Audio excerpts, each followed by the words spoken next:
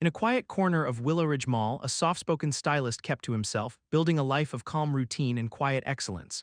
But when a powerful figure in mall security took aim at him, using subtle threats and institutional silence, everything began to unravel. What started with a table and a look became a campaign of intimidation. Each day the pressure grew, but Jordan didn't shout. He documented, he listened. And slowly the cracks began to show.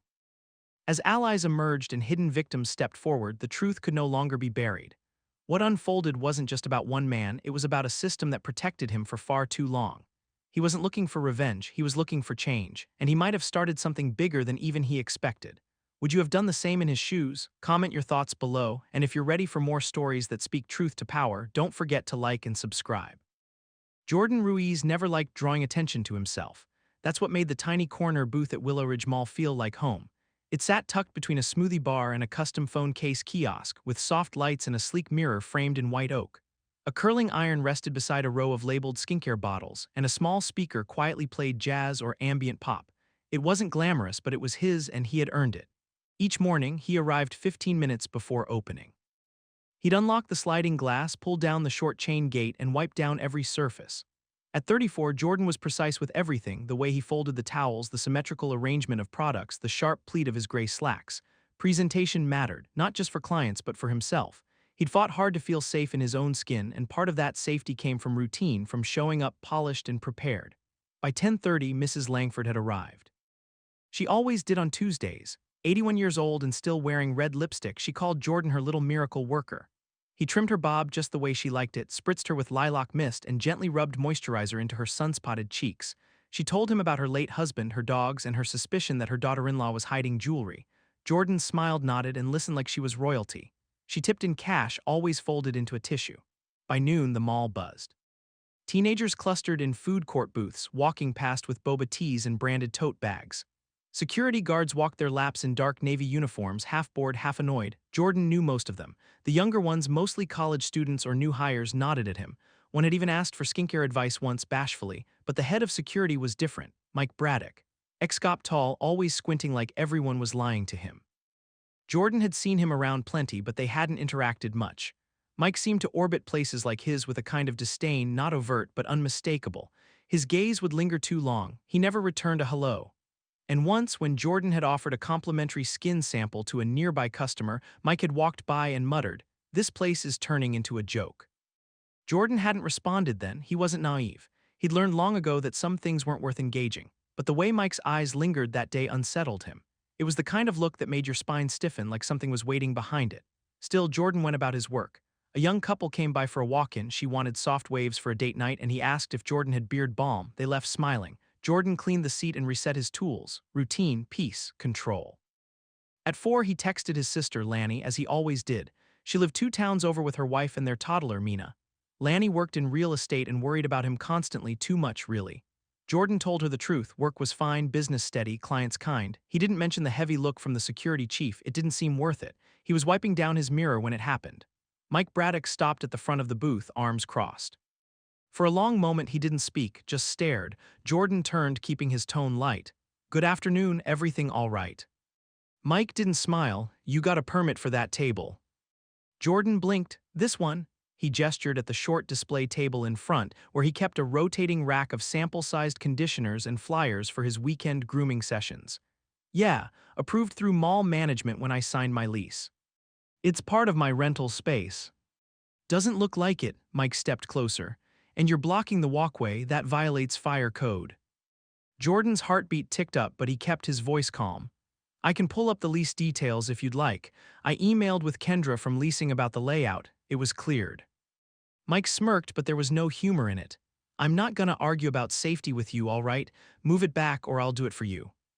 Before Jordan could respond, Mike reached down and dragged the table a foot inward. One of the sample bottles tipped and rolled to the floor. A customer, watching from nearby, frowned. Jordan stepped forward, hands slightly raised, not to stop Mike, but to say something, anything. "I'd appreciate it if you didn't." "You run a beauty shop, not a damn garage sale," Mike snapped, loud enough that a couple of teens looked over. "Mall's already getting complaints about your little station. Don't make this harder." Jordan's lips parted, but no sound came out. He felt the heat in his face, but willed his voice to stay even. "I'll speak with management and confirm the layout again. he said finally. If there's a misunderstanding, I'd like to resolve it properly. Mike stared at him for a long moment, then gave a short laugh, sharp, dismissive. Sure you will, he said, and walked off. The silence that followed felt heavier than the outburst. Jordan reached down, picked up the fallen bottle, and gently returned it to its place. A man from the smoothie bar gave him a sympathetic shrug. The couple who'd been browsing earlier were gone. His hands shook slightly as he adjusted the edge of the mirror. By 5:30, he'd closed up early. Not because he had to, he just didn't want to be there anymore. He typed up a quick email to Kendra, flagging the incident. He didn't embellish or accuse, just the facts. He attached photos of his booth layout, the lease clause about table displays, and a time-stamped image from earlier that showed how far the table had been from the walkway. When he got home, he sat on the couch and replayed it, the way Mike had spoken. The tone, the choice of words, the volume, none of it was official. None of it had violated any clear protocol, but every part of it had been meant to intimidate, to humiliate. Jordan took a slow breath, then he opened a folder on his laptop and started a new document. Willow Ridge Incident Day 1. He typed everything he remembered. Date, time, words, witnesses, actions. He saved it, backed it up, and logged out. Then he stood in front of the bathroom mirror and looked at himself. Nothing about him had changed. Still the same calm, polished face. Still the same practiced quiet, but something had shifted. He could feel it. The next morning, Jordan arrived at Willow Ridge Mall with a knot in his stomach. He hated that feeling, the creeping dread, the weight just behind the ribs that made breathing feel like a decision. His booth looked the same as always, neat and polished, but it didn't feel the same, not after yesterday. He unlocked the glass panel and stepped inside. Everything was where it belonged, but he still checked it twice, as if disorder might have crept in overnight. He adjusted the small table, placing it exactly within the bounds of his rental space. Then he took photos, time-stamped, geotagged, labeled. He saved them to a fresh folder on his phone, Willow Ridge Booth Documentation. At 10:30 sharp, Mrs. Langford returned, cheerful as ever in a leopard print scarf and orthopedic heels. Jordan greeted her with a practiced smile, and she settled into the chair like a queen claiming her throne. As he trimmed her ends, she talked about her son's latest cruise photos and how she still didn't understand why people put foam in coffee. Jordan listened, nodded, and made sure his hands didn't shake when she asked if everything was all right. He just smiled and said he was tired. She gave his hand a squeeze. Business was steady that morning. A mother and her teenage son stopped by for a quick hairline cleanup before picture day. A regular brought in a bottle of green tea and gossip about someone getting banned from the yoga studio. Jordan kept conversation light, upbeat, measured. Then, just after noon, it happened again. Mike Braddock returned. This time he didn't stand outside the booth. He walked right in, uninvited. Jordan was with a client, a quiet man named Deshaun who came in every other week for beard shaping. Mike loomed behind him, casting a long shadow across the floor. Jordan glanced up, startled. "You're not allowed to block off walkways," Mike said again, louder than necessary. "This display's out of line." Jordan stood slowly, clippers in hand. "I documented the booth this morning," he said evenly. "It's within the limits outlined in my lease. If you'd like, I can show you the photos." Mike smirked. "Photos don't override fire code." "They confirm I'm not in violation of the fire code," Jordan replied, calmer than he felt. "I've also emailed leasing for clarification. Until I hear back, I'd appreciate if you didn't interfere while I'm with a client." Deshaun glanced at both of them, uncomfortable. "Maybe I should." "You're fine," Jordan said quickly but respectfully. "We'll just take a pause." Mike stepped closer, invading the space with calculated arrogance. "This isn't personal, Ruiz. I'm doing my job." "You didn't say anything to the vendor across from me," Jordan said quietly. "She has a display table too." Mike's nostrils flared. "You accusing me of something?" "I'm asking for consistency." Mike took a long, slow step forward. His chest nearly touched the mirror. "Watch your tone," he said, "and watch yourself." Then he turned and walked out. Jordan didn't move, neither did Deshaun. There was a silence, thick, charged, and then Deshaun stood and said, "Yo, that was not okay." He pulled out his phone. "You want me to write something down, statement or whatever? That was harassment, man." Jordan nodded, still quiet. "Yes, if you don't mind." Deshaun typed quickly, describing what he saw. Date, time, who said what. He even included the fact that Mike hadn't said a word to the neighboring vendor. Jordan saved the message, thanked him, and sat down. He didn't finish the shift. At 3:30, he closed early again. This time, he didn't just send an email, he called mall leasing. Kendra wasn't available, but he left a message and followed up with a second email. This one more direct, with photos, a witness statement, and a clear request. "This is the second day in a row that Mr. Braddock has entered my leased space. interfered with my work, and made threatening or inappropriate remarks under the guise of enforcing fire code. I believe I am being targeted, and I'm requesting a meeting with management to address this before it escalates further." He signed it simply, Jordan Ruiz, Willowridge Booth 1C, Skincare and Grooming. That night, Jordan didn't cook. He sat on the edge of his bed, phone in hand, reading through his notes. He considered calling Lanny but didn't want to worry her, not yet. Instead, he opened a document and added the new details. He pulled up security camera positions from the mall's public layout and noted which angles might have captured the encounter. Then he saved everything again, cloud and local. The next morning brought something worse. Jordan arrived at the mall to find a folded notice taped to his booth window. It wasn't on official mall letterhead, just a printed document with a yellow highlight. Notice of safety violation.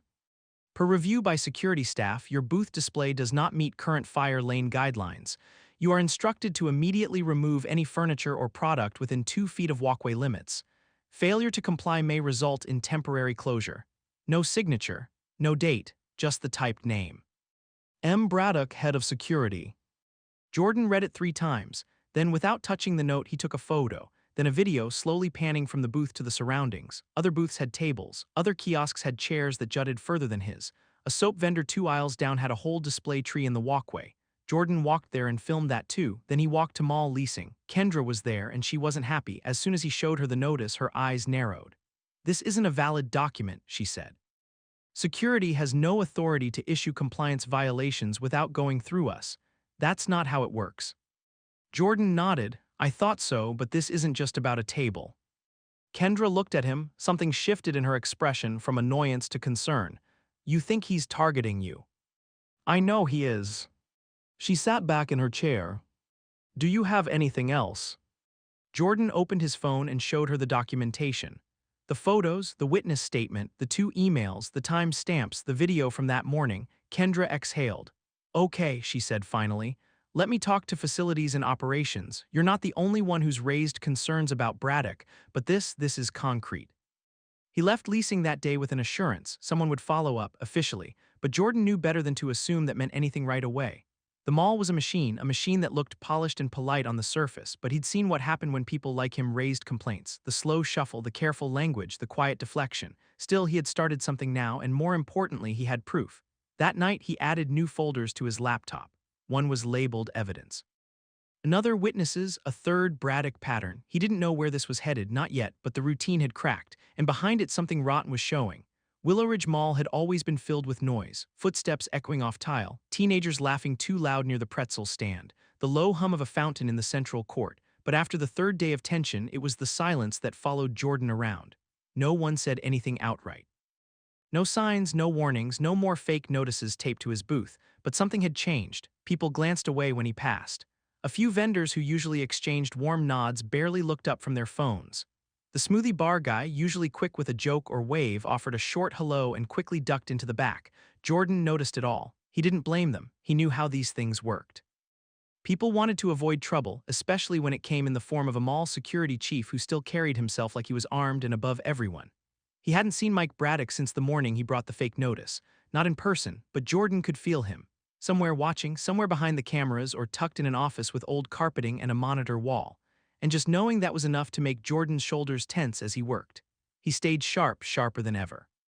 He took photos of the booth layout every morning, every evening. He logged clients in a notebook and marked whenever something unusual happened nearby, even if it was just a maintenance cart stopping for too long. Each action became part of a slow, invisible war Jordan never wanted but knew he couldn't walk away from. The email from leasing had come late the night before, short. Kendra had spoken with operations. They would review the matter internally. Nothing definitive, nothing encouraging, just polite words wrapped around avoidance. Jordan didn't respond. He knew what it meant, a delay, a stall, a warning to stay quiet and not cause waves. It was Thursday afternoon when things shifted again. A woman appeared at the booth. Mid-50s, business casual, expensive shoes, hair pulled into a tight ponytail. She didn't introduce herself, just asked, "You're Jordan Ruiz." He nodded, surprised. She held out a card. Her name was Claire Douglas and she worked in human resources for Willowridge's property management firm. "I'd like to speak with you privately," she said, "about a personnel concern." Jordan led her to the empty service hallway just behind the food court where vendors sometimes took breaks. She waited until they were alone, then pulled out a small notepad. "I've received reports of an interaction between you and a member of our security team," she began. "I filed a report," Jordan said. "Two, actually, with photos, a witness, documentation." "Yes," she replied, as if that complicated things. "We're conducting a preliminary inquiry. I need to ask some questions." She kept her tone neutral, practiced. Jordan could tell this wasn't the first time she'd been called in to handle something quietly, but he answered everything clearly, gave her the exact wording, the days, the names. He even offered copies of his photos and witness statement. Claire wrote without reacting. When he finished, she tucked her notes away. "And you believe this treatment was motivated by your identity?" He looked her dead in the eye. "I don't believe I know." She nodded once. "We'll follow up." She left before he could ask anything else. Jordan leaned against the cold concrete wall. He hadn't expected support from her, but the interaction left a sour taste in his mouth. It felt like she'd been more interested in checking off a box than getting to the truth. He texted Deshawn, the client who had witnessed one of the encounters, asked if he'd be willing to give a statement to HR if they contacted him. Deshawn replied within minutes, "Absolutely, just say the word." Jordan felt a flicker of something like relief. That evening after closing, he stopped by the leasing office to check in with Kendra. She wasn't there, but the assistant, a thin young man with a wary smile, said she was tied up in meetings. When Jordan asked if his space was still under review, the assistant said he wasn't authorized to comment. Jordan didn't push. Instead, he turned and walked back through the now quiet mall, passing closed gates and dimmed lights. The shadows made the hallways feel narrower. The silence felt thicker than ever. Halfway to the exit, he caught sight of Mike Braddock. He stood at the edge of a maintenance hallway, arms crossed. Watching, Jordan stopped, not out of fear but calculation. Mike didn't move. He didn't speak, just watched him like he was daring Jordan to blink first. Jordan held his gaze. Then he reached into his bag, pulled out his phone, and raised it, camera open. He didn't take a photo, just held it clearly. Mike turned and walked away. Jordan didn't go home right away. He drove to a small cafe near the edge of town, a place he used to frequent before work swallowed most of his life. He ordered a tea, found a quiet booth in the back, and opened his laptop. There, he created a new folder, HR correspondence. He documented the conversation with Claire from memory. Her questions, her tone, her phrasing. He added screenshots of his emails, outlined the sequence of events from day one to today. He included timestamps of his saved surveillance footage, the ones he believed might have caught Mike's proximity. After 2 hours, he had a clean, professional summary of everything that had happened. He sent it to himself, then saved backups, one on a hard drive, one in the cloud. When he got home, it was almost midnight. He stood in the bathroom for a long time, staring at the reflection he barely recognized, not because he looked different, but because of what he now carried. He wasn't angry exactly. Anger burned fast, and this had been slow, methodical. What he felt was heavier than that, a pressure that lived somewhere between exhaustion and resolve. He thought about Lanny, about how she'd react if she knew the details. He thought about his niece, Mina, and what kind of world she was growing into. And he thought about every polite smile he'd ever forced in the face of someone like Mike Braddock. He opened his phone one last time and made a voice memo, speaking low, steady. March 17th. 3 days since initial incident. HR has made contact, still no accountability, no formal acknowledgement. I believe this is moving beyond individual bias. I believe the institution is protecting him. Documentation continues, strategy intact. He saved it, then he turned off the lights and lay in the dark, staring at the ceiling, knowing the quiet wouldn't last. By the following week, Jordan had settled into a rhythm that felt less like work and more like endurance. Every shift began with documentation. He would arrive early, photograph the booth, walk the perimeter, and double-check everything down to the distance between the table legs and the painted tile lines on the floor. He recorded timestamps with the precision of someone who knew that eventually someone would try to say it didn't happen. There were no more confrontations from Mike Braddock, not directly, but Jordan noticed the signs. Security patrols passed more often near his booth. Sometimes they paused just a few steps too long. Sometimes the younger guards looked at him like they wanted to say something but didn't. He'd overheard two vendors whispering once, one of them glancing his way before changing the subject. He didn't need to hear the words to know what they were dancing around. What bothered Jordan most wasn't the silence from the mall, it was how quickly that silence became normal. As if the incident, the complaint, the discomfort of it all had made him inconvenient. He was polite, he smiled, he continued serving customers. But the easy familiarity that had once existed with nearby shop owners had gone stiff. Even Mrs. Langford, who had always been warm, now hesitated slightly at the start of their appointments, like she wasn't sure what she was stepping into. On Thursday, Jordan received an email from Claire Douglas, the HR representative.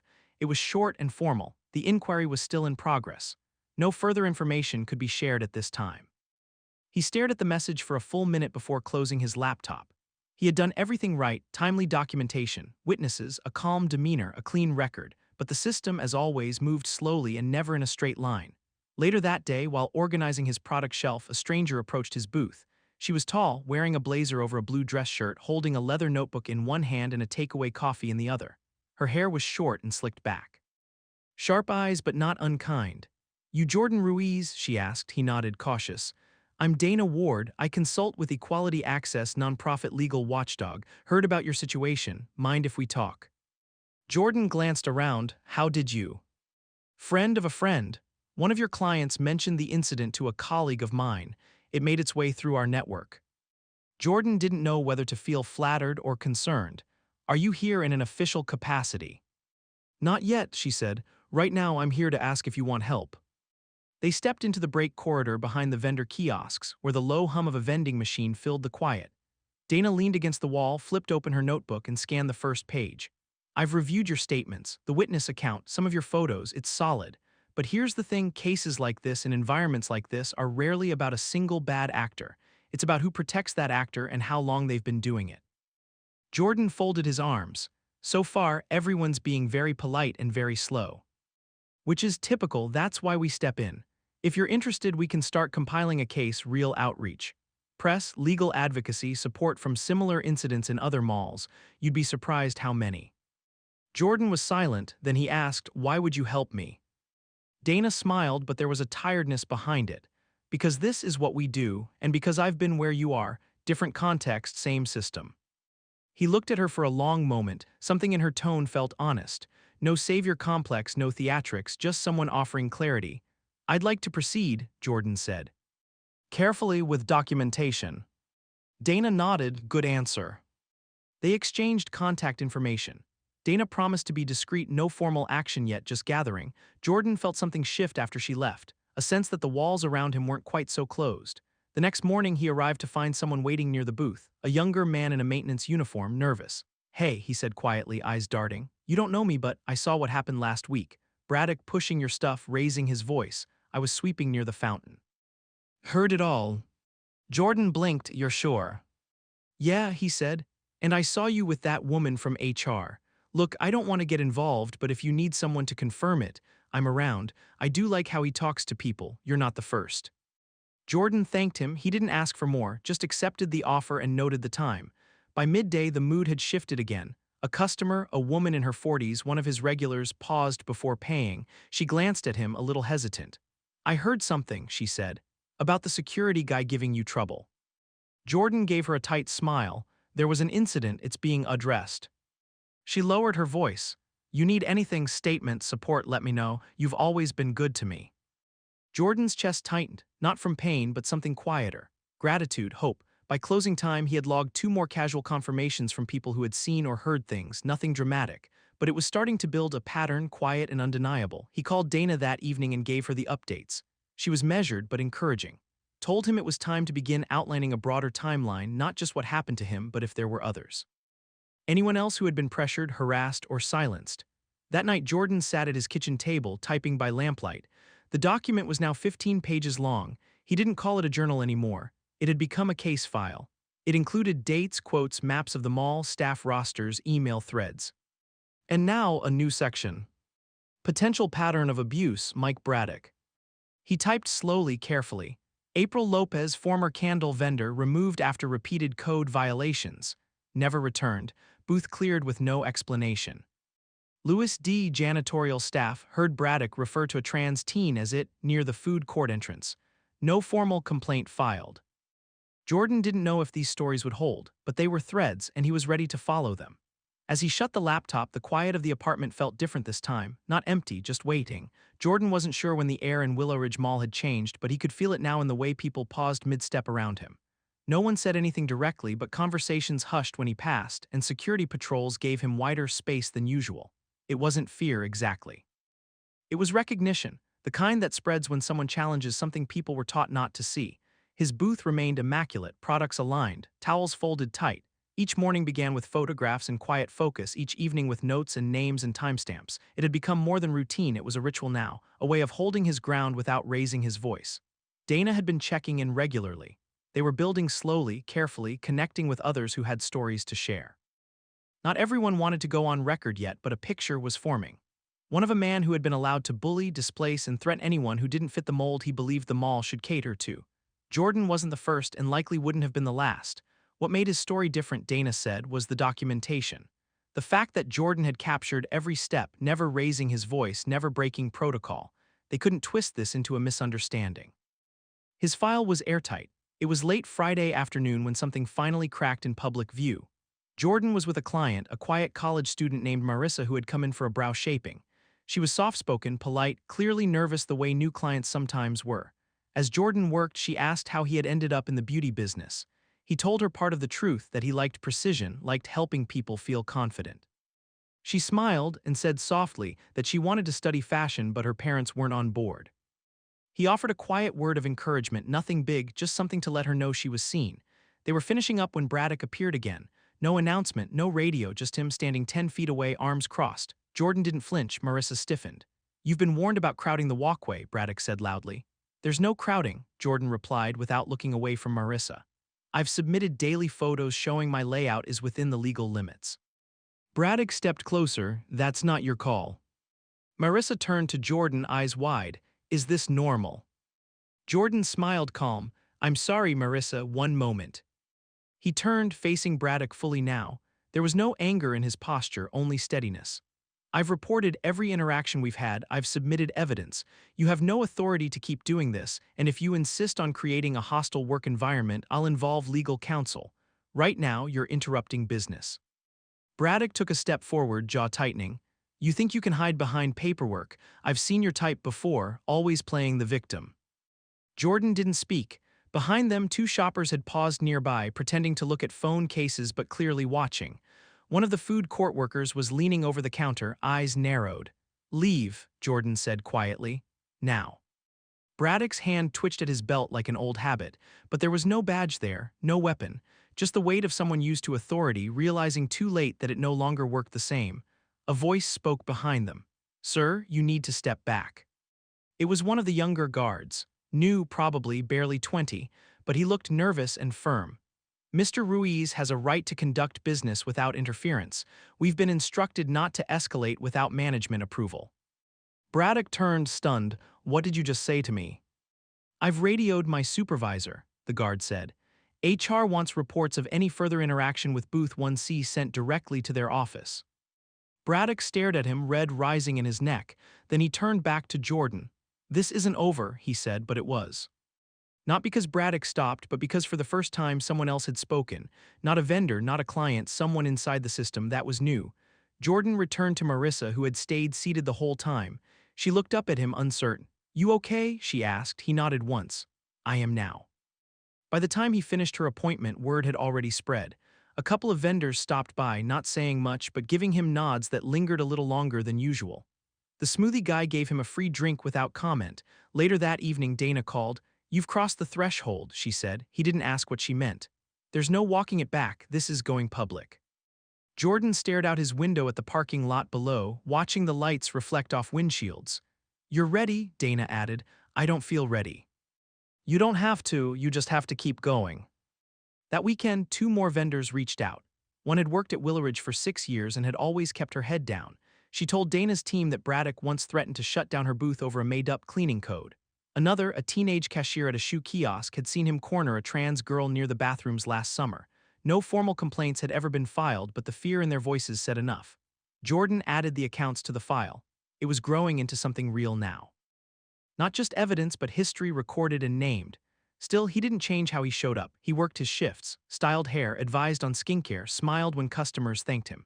He was still Jordan Ruiz, the quiet professional in Booth 1C, but now everyone knew something else too. He wasn't alone. Monday arrived wrapped in stillness, the kind that made every echo in the mall sound sharper. Jordan felt it before he even opened his booth. Something subtle had shifted again, but this time it wasn't dread. It was expectation, like the hush in a theater just before the curtain rises. He moved through his usual opening routine, photos, mirror wipe, product check with the same calm focus, but his mind was elsewhere. The confrontation with Braddock had broken something open. People were talking now, not just in whispers. Some were ready to be named. Dana's team had confirmed that media interest was growing. A local paper had reached out discreetly at first. They'd received anonymous tips, including a few words that had come directly from Jordan's case file. He hadn't answered the email yet. He wasn't sure if he would. Going public meant more eyes, more pressure, but it also meant power. By mid-morning, a man from mall management stopped by. His name was Dennis Park, someone Jordan had only seen in passing. Usually the kind who let others speak for him. This time, he asked to speak privately. They stepped to the back corridor near the same vending machine where Jordan had once met Dana. Dennis kept glancing at his phone like he was checking for an excuse to leave. "Wanted to update you personally," Dennis said. "We've reviewed your concerns. We've also begun looking into broader patterns involving our security staff." Jordan waited, let the silence settle. "There will be some internal adjustments," Dennis continued. "Mr. Braddock has been placed on temporary leave pending a full investigation." Jordan's eyes narrowed slightly. Temporary. Dennis cleared his throat. "That's standard protocol. We're evaluating the scope." He didn't mention the witness statements, didn't ask about the file Jordan had compiled, but it was clear he knew and that he wanted this handled quietly. "I've also been advised to encourage discretion," Dennis added, "while we sort things out." "I've been discreet," Jordan said, "for 3 weeks." Dennis looked like he wanted to say something more but didn't. He offered a tight nod and left. Jordan returned to his booth and stood there for a long moment staring at the mirror. He didn't feel triumphant, not yet. Temporary leave wasn't justice. But it was the first public crack in the wall. That afternoon, a woman in a charcoal suit approached the booth and introduced herself as Amelia Hart. She was from the Human Rights Commission, independent of the mall and much harder to shake off. "We've had previous complaints about this location," she said, voice low. "But no one had proof before. You changed that." Jordan didn't know what to say. He wasn't used to being the one that systems listened to. Amelia continued, "We're requesting formal access to any footage the mall won't voluntarily release. If they've covered anything up, we'll find it." The quiet way she said it gave Jordan a strange kind of peace, not because it meant he'd won, but because someone else was finally willing to name what had happened as real. By evening, he received a message from Dana. The local paper wanted to run the story, with names, with photos. They had verified multiple accounts and were prepared to publish within days. Jordan sat with the decision. He thought about Lanny, about Mina, about the version of him they always saw: measured, careful, clean lines and polite distance. He thought about Mike Braddock's face the day he was told to leave. He thought about the vendors who had stood beside him in silence and those who had started to speak. And he thought about the booth, the space he had carved for himself inside a world that hadn't wanted to make room. He had done everything right, and still it took everything to be seen. He messaged Dana, "Say yes." He didn't tell anyone that night, just sat in his kitchen, lights dim, a single cup of tea growing cold beside him. The quiet didn't feel heavy anymore. It felt earned. The next morning, the story broke. The headline ran online first, then in the paper by noon. "Stylist at Willow Ridge Mall faces harassment, documents pattern of abuse and institutional neglect." His name was in the first paragraph. His photo, just a simple one from the booth mid-trim, eyes focused, was centered above the fold. The reaction came fast. Customers stopped by to hug him. 2 vendors left handwritten notes of support taped to his counter. Someone brought a bouquet of tulips unsigned. A former leasing assistant sent him an email saying she'd quit last year because of the toxic culture Braddock thrived in. Even Kendra, who had once dodged his questions with corporate politeness, appeared mid-afternoon and asked quietly if he needed anything. Jordan didn't say much. He worked through the day like always, but the eyes on him now were different, not pitiful, not cautious. They were respectful. Late that evening, after the booths had closed and the last of the food court lights dimmed, Jordan walked the mall alone. He passed the security desk empty, walked past Braddock's office door closed and dark. Outside in the cool air, his phone buzzed, a text from Lanny. "I saw the article, proud of you. Mina says she wants to be brave like you when she grows up." Jordan stood in the parking lot for a long time, phone still in hand. The stars were faint behind the mall lights. His breath made small clouds in the cold. He hadn't won yet, but the system had been forced to look at itself, and people were watching. It was a strange thing, walking through the mall knowing your name was out there. Not just whispered in corners or muttered behind half-closed doors, but printed in bold, seen by thousands, shared online. Jordan moved through Willow Ridge like always, head high, shoulders squared, but the way people looked at him had changed. Some nodded quietly respectful. Some avoided his gaze, not out of disdain but discomfort, as if they weren't sure whether to apologize or thank him. Others, mostly young employees, gave him a kind of reverent smile, like he'd done something they'd only dreamed of doing, speaking up, being heard. Mike Braddock didn't return. The mall released a statement 2 days after the article, confirming his employment had been terminated after an internal review. The words were cautious, legal, buried in careful phrasing.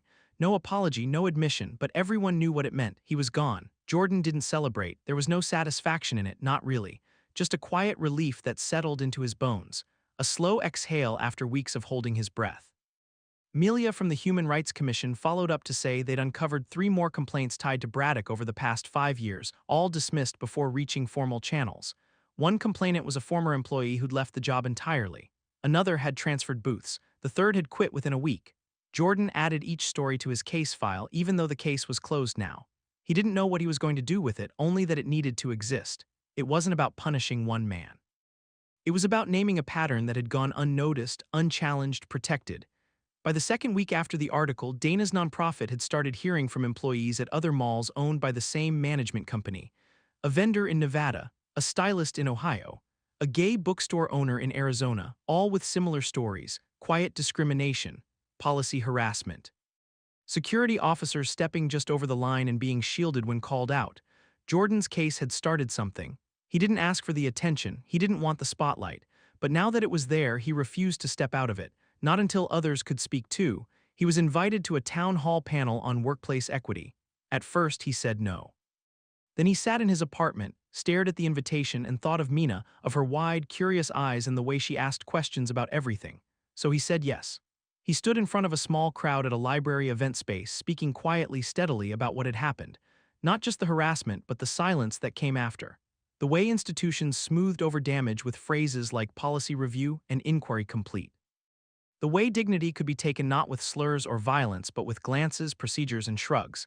He didn't tell them to be angry. He told them to be prepared, to document, to believe themselves even when the system didn't. Afterward, people lined up to shake his hand. Some just wanted to say thank you. Others whispered stories they hadn't told anyone before. Jordan listened to everyone. Back at Willow Ridge, things settled into a new rhythm. His booth stayed busy. New clients came, curious after the article, and old ones returned with firmer loyalty than before. The young security guard who had intervened during Braddock's last attempt was still on staff. He nodded at Jordan whenever their paths crossed, a little more confidently now. Kendra stopped by one day with a paper folder. Inside were updated leasing terms for all kiosk renters, with clearer language about security boundaries and the rights of booth owners. Jordan didn't say anything. Just signed and handed it back. He got used to the idea that things had changed, not everything, not permanently, but enough. One evening after closing, he met Lanny and Mina for dinner. They sat in a small booth at a Korean barbecue place not far from the mall. Mina drew cats on her napkin while Lanny asked how he was holding up. Tired, Jordan said honestly, but good tired. Lanny squeezed his hand. I knew you'd handle it, I just wish you hadn't had to. Jordan nodded, me too. Mina looked up from her drawing. Uncle Joe. Yeah, bug. She held up her napkin. Do brave people always get scared first? He smiled, throat tightening a little. Almost always. She nodded like that made perfect sense and went back to her cat. When he got home that night, Jordan stood in front of his mirror and looked at himself. Same haircut, same posture, same quiet steadiness. But something inside him had shifted, not broken, not hardened, just sharpened. He opened the folder on his desk, the one labeled Braddock Case. He moved it to a new drive and renamed it System Pattern Archive Ruiz Initiated. He didn't know where it would go next. Maybe nowhere. Maybe farther than he could imagine. What mattered was that it existed, documented, preserved, ready, not just for him, for the next person.